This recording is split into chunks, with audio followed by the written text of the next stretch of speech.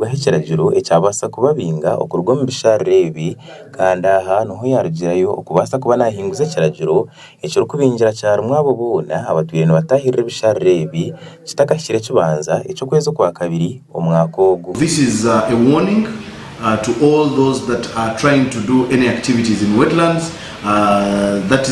That includes tilling or cutting down wetlands for cultivation. It is illegal, and the arm of the law is yet to catch up with them. Starting by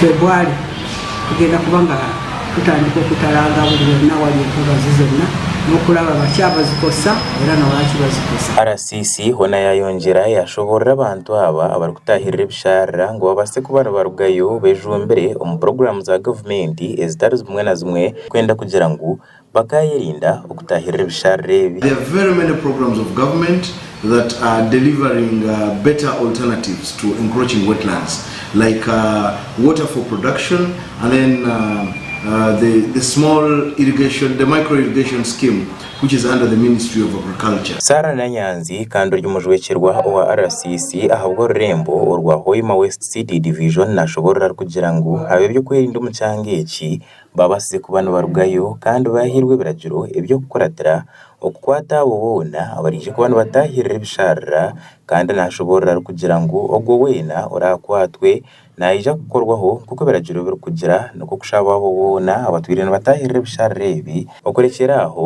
okwenda kwerinda kuzumu mbuga z'amateka. Tuvudeyo nga ofisi ya RCC ya Hoima City okulaba nti tutaasa obutonde bwaffe mu division zaffe zonna Hoima East ne Hoima West.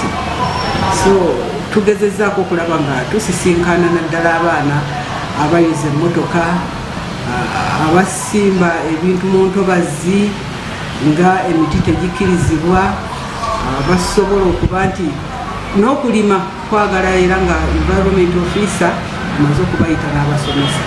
So tugenda kukola kye tusobola kyonna okulaba nga tujjawo tutaasa obutonde bwaffe. Abantu batari bamwe na bamwe abatwire bakoresa amizi g'ekishariraga okozya ebyiruka bitari bamwe na bamwe ebyahanguto barikwegitira hansi y'ekibiina ekya Lusaka Car Washers Association bashaba gavumenti okubasa kubanerugayo kandi ikabatemera empenda ikabahereza akantu akuba kubasa kukoresa narish capital okugira ngo bakabasa kwetandikira emyanya yabo eyo kogeza mu ebyiruka ebi. Bayisaba gavumenti kuyambe kuneka kusafuza mu kisaro umuntu kwekolose n'ibyo yagiye inaye pangisa hitaka pangisa myaka enena bayira kusente bayira hakumara